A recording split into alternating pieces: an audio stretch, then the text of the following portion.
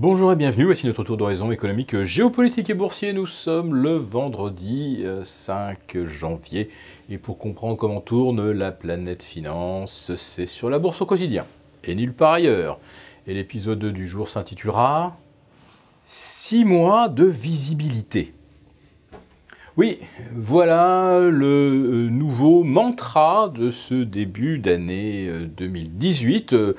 Un véritable leitmotiv, c'est, on va dire, l'espèce de nouvelle légende urbaine qui circule dans les salles de marché, que tout le monde reprend en cœur, parce que ça sert évidemment les intérêts de tous ceux qui continuent de miser agressivement sur la hausse des marchés. Oui, nous avons devant nous 6 mois de visibilité. Étant donné qu'une hausse de taux mi-mars est déjà actée, et que celle qui pourrait survenir fin juin ou au milieu de l'été est encore à moins de 50% de probabilité, eh bien, on peut aujourd'hui tabler sur 3 hausses maximum de taux aux États-Unis en 2018, voire peut-être seulement 2, si l'inflation demeure aussi sage qu'elle est actuellement. Car oui, c'est là aussi un des arguments forts.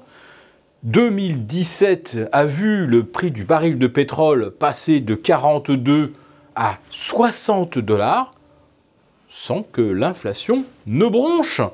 Alors, si jamais le pétrole allait jusqu'à 70% au cours des prochains mois, finalement, quel impact cela aurait-il? Donc, a priori, pour les 6 prochains mois, il n'y a aucun danger d'inflation.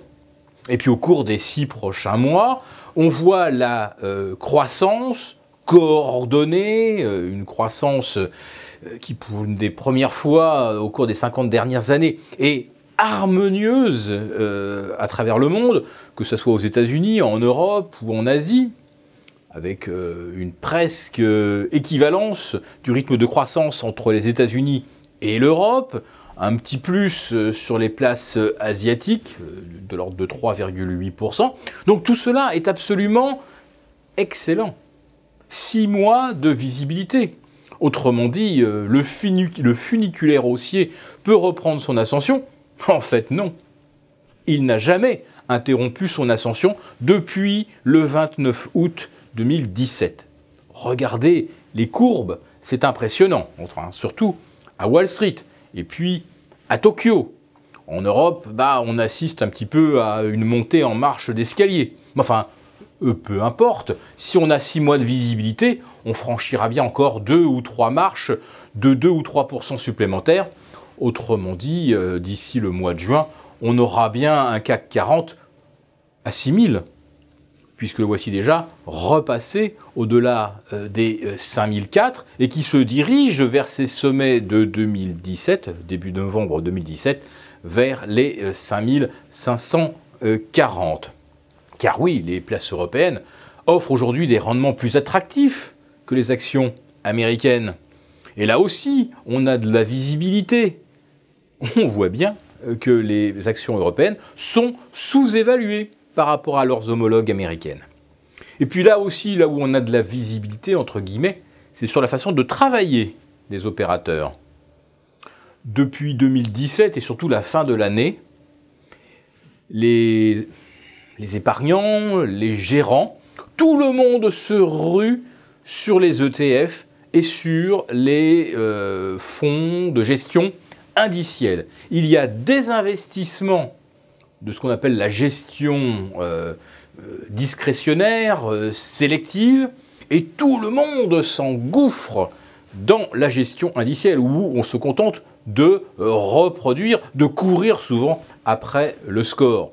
Et là, quand on est dans la gestion purement indicielle, et on est maintenant à plus de 100% de souscription dans la gestion indicielle par rapport à la gestion discrétionnaire, eh bien, on arrive à une stratégie qui est totalement autoréférente. Ça monte, donc j'achète. Si j'achète, ça monte. Donc si ça monte, j'achète. Je peux vous le faire comme ça pendant 1 an, 2 ans.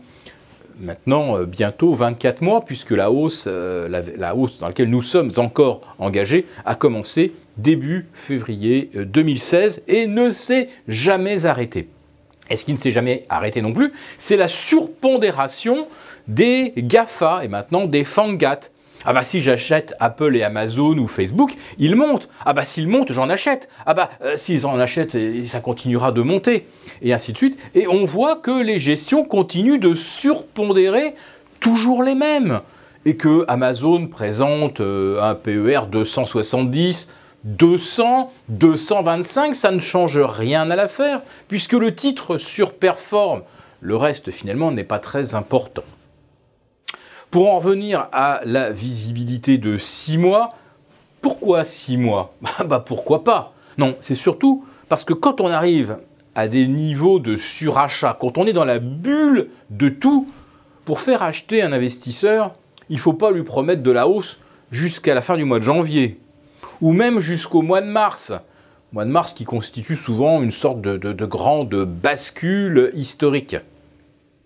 Si vous voulez que les investisseurs y aillent en confiance, les yeux fermés, il faut franchir le cap du mois de mars. Donc il faut promettre 6 mois de hausse.